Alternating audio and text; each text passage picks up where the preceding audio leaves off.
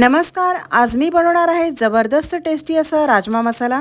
हा राजमा मसाला जरा वेगळ्या पद्धतीचा बनवलेला असून कोणीही सहज बनवेल इतक्या सोप्या पद्धतीने बनवलेला आहे।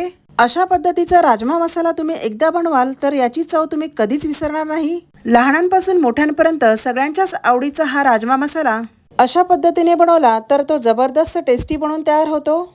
त्यासाठी इथे मी 1 कप चित्रा राजमा घेतलाय। हा राजमा लाईट ब्राऊन कलरचा असून बनल्यावर हा सॉफ्ट आणि टेस्टी बनतो। तर सुरुवातीला हा राजमा आपल्याला भिजत घालायचा आहे। आधीच मी हा राजमा रात्रभर 7 ते 8 तास भिजत ठेवला होता। एवढ्या तासामध्ये हा राजमा मस्त भिजून त्याचा प्रत्येक दाणा छान असा टपोरा फुललाय, तुम्ही इथे बघू शकता। तर याला मी 2 ते 3 वेळा पाण्याने स्वच्छ धुवून घेतलेला आहे। हे धुतल्यावर यातील सर्व पाणी मी आता काढून टाकणार आहे। सर्व पाणी मी यातलं काढून टाकलंय। तर हा राजमा शिजवण्यासाठी गॅसच्या मिडियम फ्लेमवर कुकर ठेवून त्यामध्ये 2 चमचे तेल घालून घेतलंय। तेल हलकसं गरम झाल्यावर त्यामध्ये मी काही खडे मसाले घालून घेणार आहे। या खडे मसाल्यांमध्ये मी इथे 1 तेजपत्ता घेऊन 2 लवंगा घेतल्यात आणि 1 दालचिनीचा तुकडा घेऊन 1 मोठी वेलची घेतली आहे। तर ही मोठी वेलची थोडीशी क्रश करून घ्यायची आहे। ही वेलची हलकीशी क्रश केल्याने याचा जो सुगंध आहे तो छान असा राजमामध्ये येईल। तर हे सर्व खडे मसाले या तेलामध्ये घालून घ्यायचे आहेत आणि चमच्याने थोडंसं परतून घ्यायचे। आता यामध्ये हे भिजवलेले राजमा घालून घ्यायचे। वरून यामध्ये अर्धा चमचा मीठ घालून घेऊया। मीठ घातल्यावर हे सर्व तेलामध्ये थोडा वेळ परतत राहायचे। थोडं मीठ आत्ता घातल्याने या प्रत्येक राजमाच्या दाण्यामध्ये हे मीठ छान असं मुरलं जाईल। मीठ ह्या राजमामध्ये मुरल्याने भाजीमधला राजमा हा खायला खूप चविष्ट लागतो। आता वरून मी यामध्ये पाणी घालून घेते। पाणी राजमामध्ये घालताना राजम्याच्या वरती 1 इंच पाणी राहील एवढं पाणी घालायचंय। आता कुकरला झाकण लावून घेऊया। याच्यात आपण 3 शिट्या करून घेणार आहे। हा राजमा मी 7 ते 8 तास भिजत घातल्याने 3 शिट्यांमध्ये छान असे शिजतील। या कुकरच्या शिट्ट्या होईपर्यंत मी इकडे राजमा मसाला बनवण्यासाठी 3 कांदे आणि 4 टोमॅटो घेतलेत। कांदे मी बारीक असे चिरून घेणार आहे आणि टोमॅटोची मी बारीक अशी पेस्ट करून घेणार आहे। इथे मी एका बाउलमध्ये काही सुके मसाले घालून घेते। तर यामध्ये 1 चमचा रेड चिली पावडर घालून पाव चमचा हळद घालून घेतली आहे। नंतर 1 चमचा धना पावडर घालून अर्धा चमचा जिरा पावडर घालून घेतले। आता वरून 1 चमचा काश्मीरी रेड चिली पावडर घालून 1 चमचा आमचूर पावडर घालून घेतली आहे।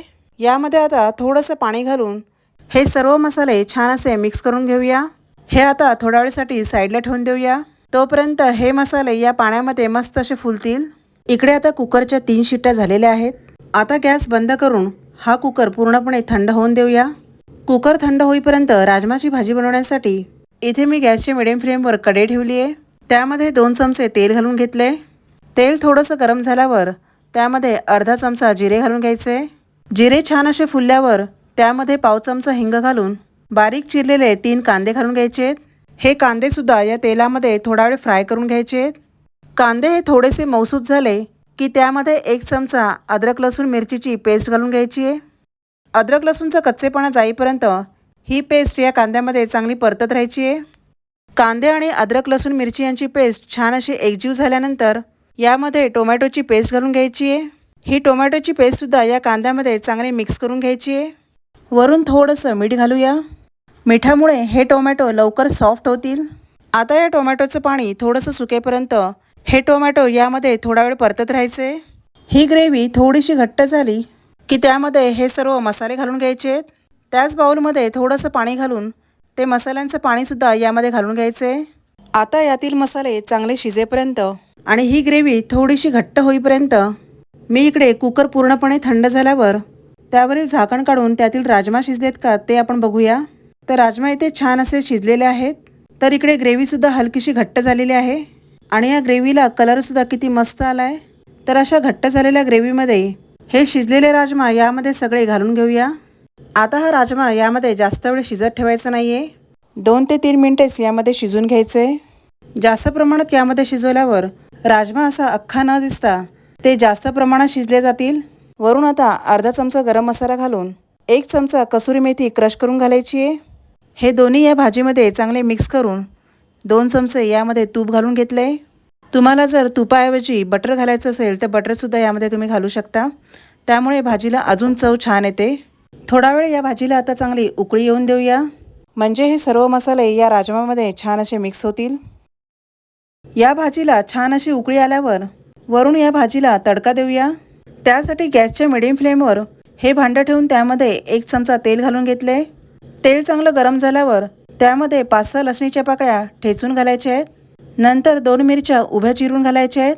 हे दोन्ही चांगलं मिक्स केल्यावर गॅस बंद करून या तडक्यामध्ये अर्धा चमचा काश्मीरी रेड चिली पावडर घालायची आहे. आता हा तडका या भाजीवर मस्त असं घालून घ्यायचा आहे. सगळ्यात शेवटी बारीक चिरलेली कोथिंबीर घालून घ्यायची आहे. कोथिंबीरमुळे या भाजीची चव अजून वाढते. तर असा हा आपला खूप टेस्टी असलेला राजमा मसाला बनवून तयार झाला आहे. तर पुन्हा भेटूया अशाच एका छान अशा रेसिपीसोबत. धन्यवाद.